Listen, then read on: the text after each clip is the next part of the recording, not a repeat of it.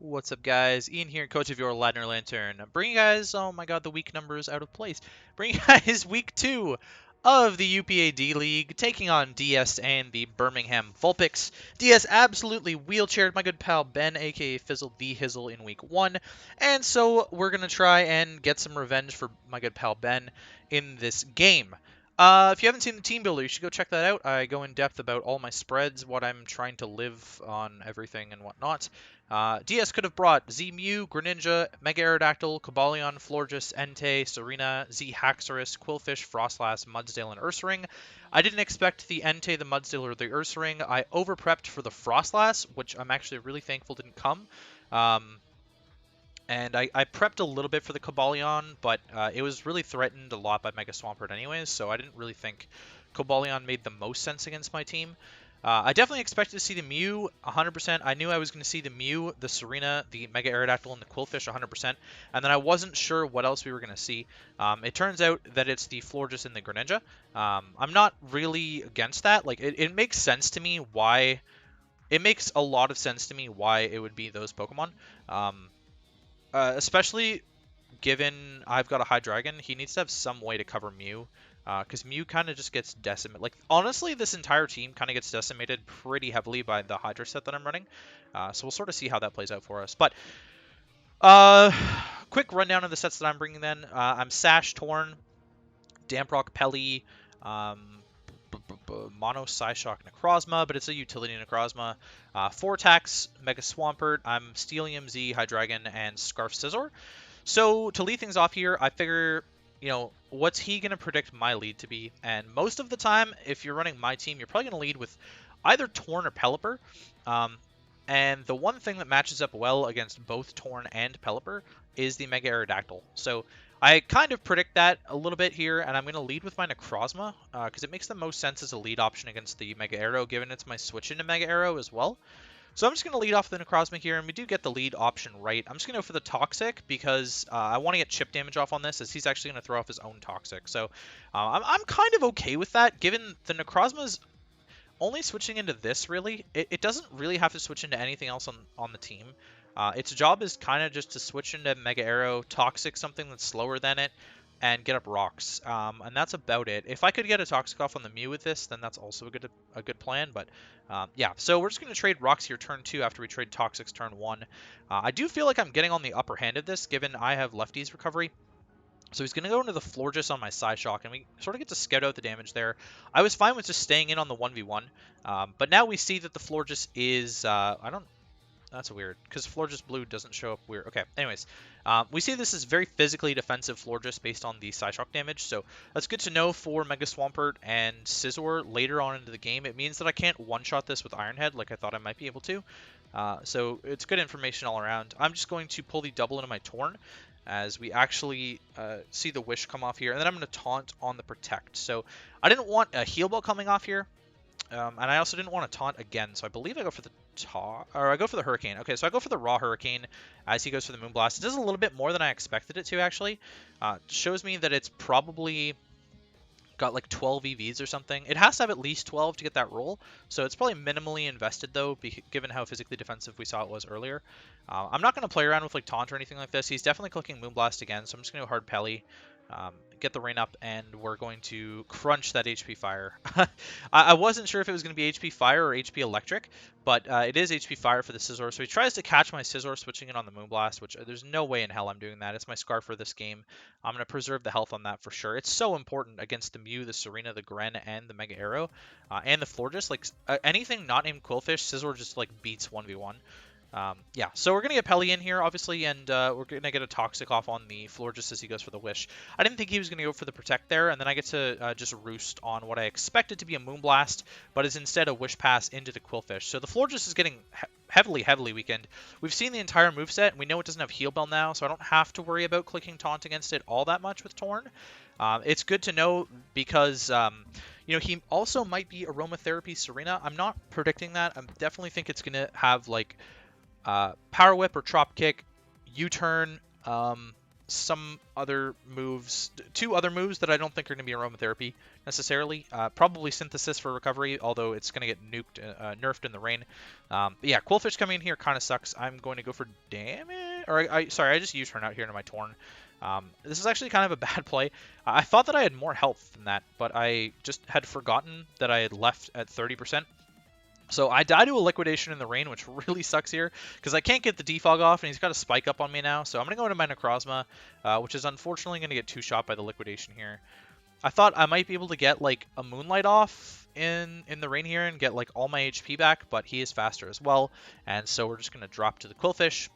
Let's me get in the Swampert here, and I'm going to pull a double predicting the Serena switch in into my Torn, which is going to let me get a into my Scizor, which is going to let me get a U-turn off. You know, health isn't that important on Scizor because I outspeed everything, but burning the Quillfish's Intimidate is also important here. So I'm going to be able to get in my Torn now, which is a lot healthier, and Rain is going to drop now. So I live a liquidation here, and I'm able to get a defog off.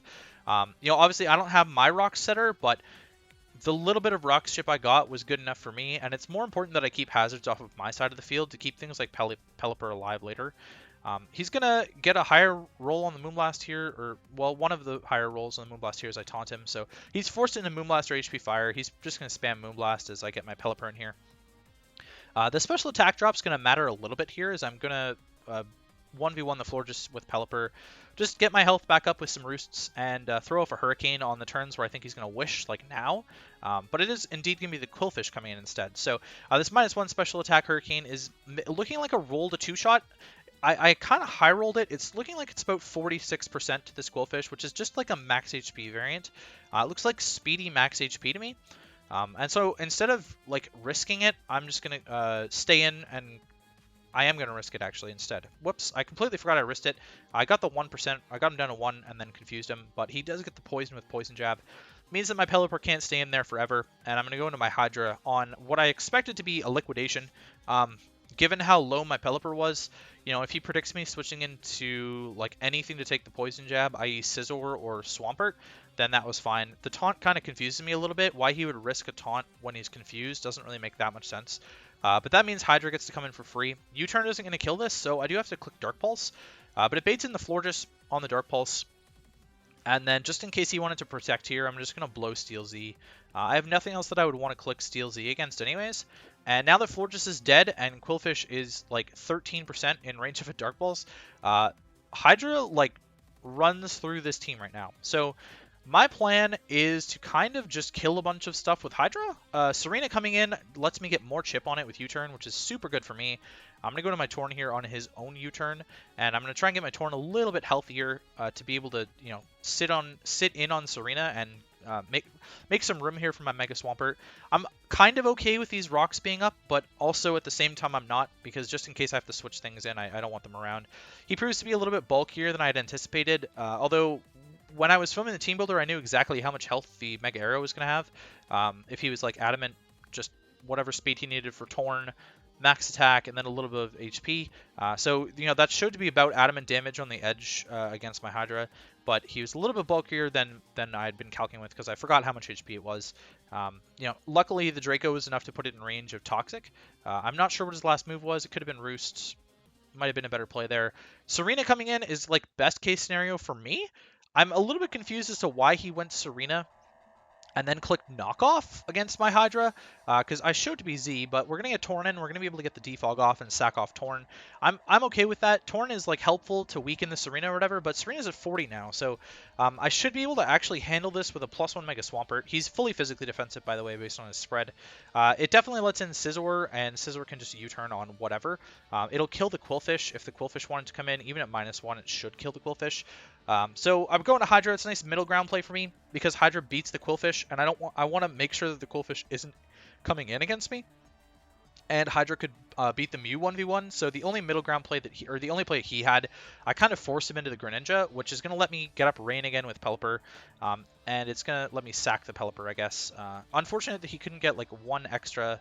I missed out on one Rain turn here because he kind of low rolled me a little bit on the Ice Beam. Yeah, it's fully specially attack invested Greninja. I'm not sure where I want to go with that, but it does let me get in Swampert. So he kept the Qwilfish around to deal with Swampert, but I'm going to cancel that out by going for a Power Up Punch here. And then we're just going to KO the Qwilfish with Earthquake the next turn. Power Up Punch at neutral isn't going to kill it, so I can't get my +1 boost, but I can at least take out the Qwilfish or get big damage on whatever wants to switch in. I thought that this Mew was going to be a little bit more offensive when it came in, so I went for the Waterfall because in the rain, Waterfall should have two-shot it, but it's fully physically defensive Mew as well. And then on the Roost prediction, I go for the Power Punch, and then we will be able to two-shot this in the rain with Waterfall. No flinches means it's not going to be in range of whatever. And then I go for the Earthquake there just to kill the Greninja if it did want to switch in for whatever reason. And then he's actually going to go in Greninja and click Dark Pulse, and I'm going to kill it with Mega Swampert. So I had some outs there. I was in a really commanding position when he didn't just keep roosting with Mew. I mean, that might have put him in a position where I just keep getting power-up punches off with Mega Swampert, and eventually I'll just keep clicking Earthquake over and over and over against the Mew, or I try for the flinch over and over again with Waterfall, and eventually once I get a flinch, it just dies, because outside of the rain at +2, I should still be able to two-shot it with Waterfall. I still had Hydra in the back for the Mew as well.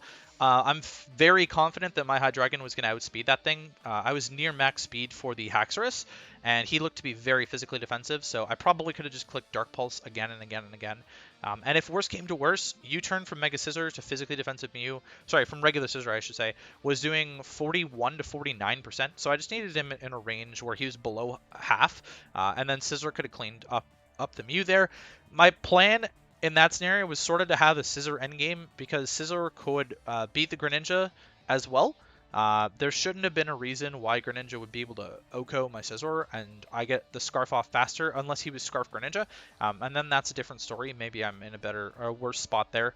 I'm not sure if he was choice locked or not. It was kind of strange. If he had Hydro, he would have at least been able to kill the Swampert. He locked himself into Dark Pulse, which was a bad option against the Hydra anyways, especially, like, he doesn't know my set, right? Or he didn't know my set at the time. So if I had Roost on Hydra and he locks in a Dark Pulse, he has to hope for a flinch. Or he just, like, loses to Hydra, just boosting, like roosting on it, Dark Pulsing myself until he's in Draco range kind of thing, or U-turn range. So we do pick up the nice 3-0 win over DS in the Birmingham Vulpix, pulling our season back a little bit here. It gives me hope for the rest of the season. If I'd started 0-2, I would be feeling a lot worse about this. So getting the first win of any season is like a big step for me mentally, and I think we're gonna hopefully have some success down the rest of the season here. In all fairness, Rain had kind of an amazing matchup in this game. Even with just like the pseudo Rain that I was running, it put a lot of pressure on DS and prep, and between Hydra and Scizor, I kind of covered the entirety of this team. Offensively.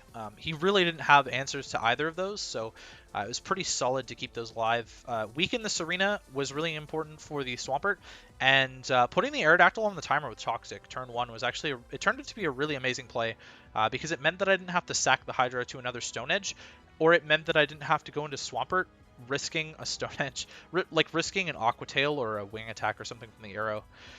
So next week we take on Ange and the main Absols. Ange beat us the one time we've played her in PTL Season 1. That was an interesting game. She brought some weird stuff. She seems to be a really creative builder, so I'm going to have to sort of have something up my sleeve for dealing with that. Her team is really scary as well. And yeah, I'm pretty terrified of her team. She's got a lot of threats and really good walls, so we'll sort of see how that goes for us. But yeah, keep an eye out for that. I will catch you guys next week for our battle against Ange and the main Absols.